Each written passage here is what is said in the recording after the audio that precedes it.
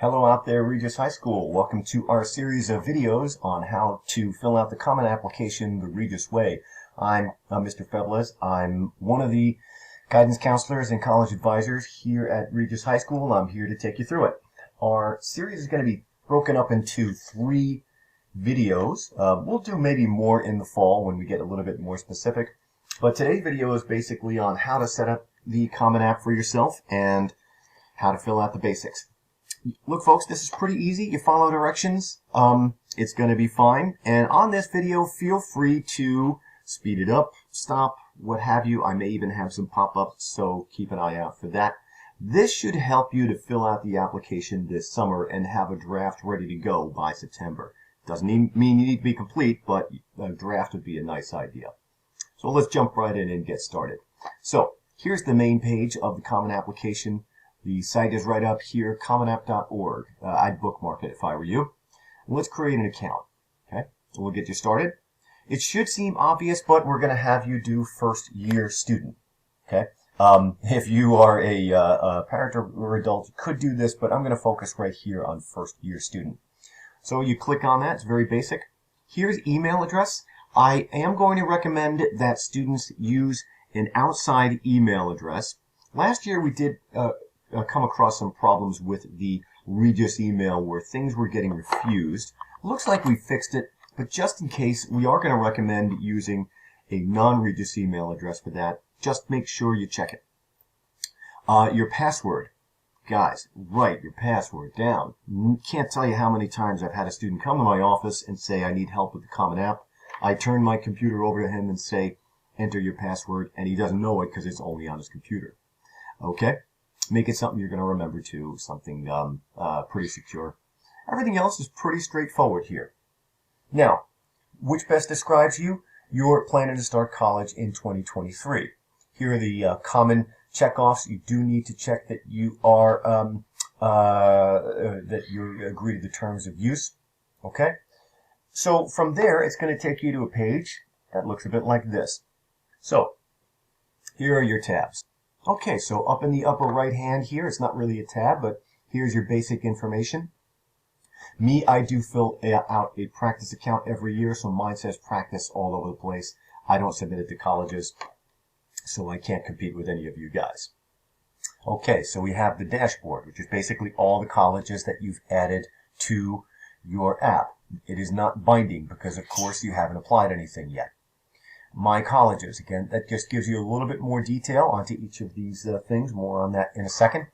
You have the Common App itself, how to search for a college, and some financial aid resources. So let's click on My Colleges right here.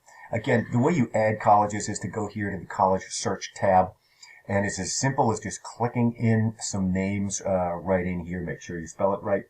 Okay, and make sure you're picking the right college because there is a Cornell University and a Cornell College.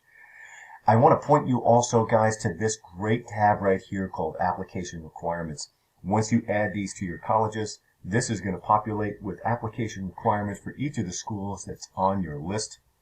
And boy, did you guys ever need this. It tells you the type of institution, the deadlines, the fees, what they use in terms of the Common Application, whether they use the personal essay or courses and grades. We'll get more into that in a second. It gives you all of the info, and you can even go to all colleges and look at all colleges out there and go by search. This is terrific. I would say absolutely use this before you apply. Okay, and that's going to populate this tab here, and it'll give you some more details on each of the colleges. Let's click on our old buddies here at Boston College. Gives you all the basic info you need, the website, the deadlines. This is going to populate in August with the new deadlines because of this, of course, is for the class of 2022, not you guys. In the fall, I'll teach you guys how to fill out this stuff right here in terms of questions, recommended in FERPA, and Common App. Okay. So this is the basics video, so let's go to Common App. That's the actual application. Guys, it's pretty straightforward, isn't it? It's the profile information. Make sure it's all correct. Ms. Hong will tell you a story one day of the student who spelled his name J-O-S-P-E-H and led the rest of his application life with the name Jospa. Make sure you spell it right. Proofread it. There's your pronouns. By the way, anytime you see that red asterisk, it means it's required. You guys should probably know that by now. And you see these green checks right here? This means that the section is completed or completed to satisfaction. Doesn't mean it's accurate, so you got to go back and check, but it means that it is complete. Yeah, I filled this out all already. That's why they're all green, but I'm going to take you through all this stuff anyway. All right. Again, this information is pretty straightforward. Okay, address. Again, pretty straightforward. Everything that's red with a red asterisk means you have to fill it out. Okay. If this applies to you, you fill that part out. Contact details, same thing. I would recommend you put in a cell phone number and allow them to contact you. That's a good way for colleges to contact you in case something's missing. And the demographic sections. This can be a little tricky, so let me take you through it. Okay? Legal sex, that's required now, hence the red asterisk. But if you're looking here, all this information that it asks you, there are no red asterisks here except for legal sex and whether this is completed to your satisfaction. So me, for my dummy account, I don't fill out any of this just to see what would happen, and nothing happens. So, but if you do fill this stuff out, it may ask some more information from you. Okay? You identify however you want, but just make sure it's accurate. Okay? As accurate to yourself as you can be. Now, let's go to language. That should be pretty straightforward. But many of you say, well, I'm not that great in French or Spanish or German or Chinese. Okay, well, for most of you, your first language is going to be English. There it is. Now, for your second language, I'd say that most of you can read or write, having gone through 3 years of a language. And I'd say most of you can speak it pretty darn well. Certainly not, it might not be a language you've spoken at home. But I would say go check with your language teacher, and just see how accurate is that exactly. Okay. Geography and nationality. Okay. Again, this is all optional here. Okay. But you fill it out as best as you can and make sure that it's accurate. Let's go to fee waiver. Okay. This is if application fees can be upwards of anywhere from $50 to $80. That kind of adds up once you apply to multiple schools. If you think that this is going to pose a hardship, you can click this button here. But if you do, okay, and it's going to ask you for some information about why you need that waiver. If you ever had an SAT waiver, and many of you have, you pretty much automatically qualify for this. If you come down here and you have a different situation, come see me. You can check this box and click OK. You see what's going to happen here is this will populate in Naviance once you get ready to apply, and I'll just have to check off that I verify it.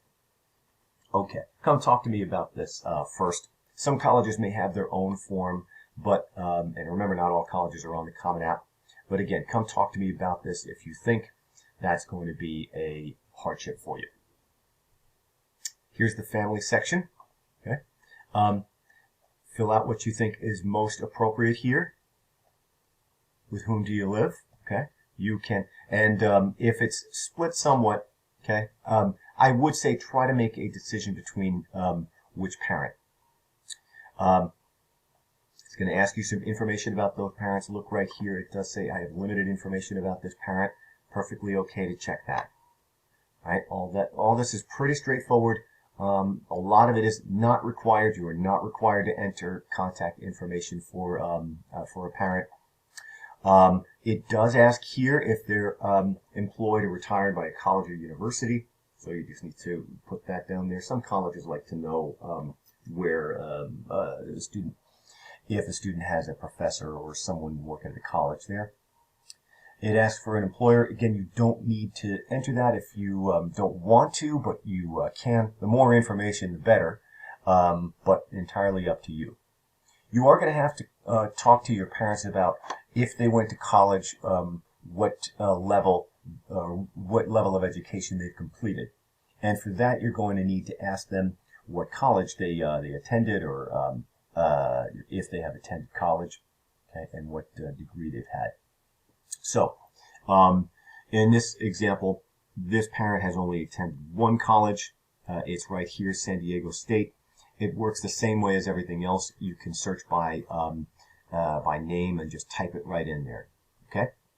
So, and it'll populate even with the CEEB code. So, number of degrees they've received, again, you got to go find that out, if it's a bachelor's, a master's, what have you, and the year they received the degree. You repeat that for another parent, and for siblings, that's pretty straightforward. Okay. How many siblings, name, and age. And that's pretty much it for that section. I should go back a bit and just explain also in the education section here. If the college is outside the United States, they actually have quite a few in here, as you're seeing. There's an Aalto University in Finland. How about that? If for whatever reason you can't find it, you can just type in the name. Again, if I just put in some info in here, you click on I don't see the college I'm looking for in this list. Okay, that's the tricky button there. And then you just type it all in, right? So pretty straightforward.